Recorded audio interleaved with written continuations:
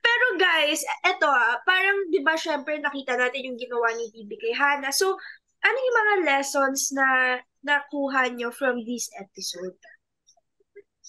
Ako, I think it's yun nga, it's about pagpapatawad, tsaka yun nga, about friendship nga, ng ganyan, yung katulad ng pinag-uusapan natin kanina. And I think may reason din naman nga si Libby para hindi kanya agad mapatawad kasi nga, dun nga, depende nga din kasi sa sa bigat ng nagawa ng tao sa iyo kaya hindi mo siya agad mapapatawad. Eh, katulad sa ginawa mo, ba't mo naman kasi inano siya? Ba't naman kasi ang papangat ng sinabi mo tungkol sa mga manananggal? Ang pangat ng tungkol sa amin, be. Bakit kami kumakain ng tao? Sabi mo kumakain kami ng tao, nananakit kami. Hindi, over my half body. Mali yun. Ikaw naman, Vince, ano naman ang natutunan mo sa episode natin? Siguro na-realize ko dun nung pinapanood ko yung mga scenes na yung pamilya talaga hindi ka iiwan. Tutulungan ka talaga pag kailangan mo ng tulong. And isa din yun yung pagpapatawad.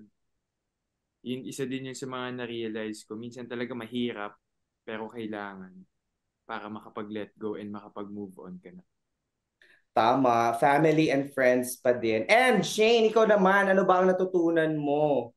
Ako Huwag ka na siguro yung, mabash. ako siguro yung natutunan ko from this episode, siguro kung may nagawa man sa yung mali yung isang tao, wag mo siyang, wag mo siyang gagantihan.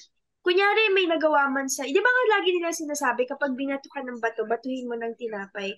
Kasi parang for me, if gagawin mo yung ginawa niya sa'yo, ano kaibahan mo sa kanya?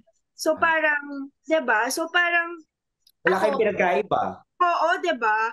So parang ako, ang nakuha ko from this episode, kung ginawan ka ng masama, huwag ka nang gaganti. Instead, kausapin or like mag-usap kayo ng maayos. If ganun pa rin yung treatment niya sa'yo, then layuan mo. Cut off, guys, 'di Ako ba? hindi tayo pareho. Pero syempre, ayan,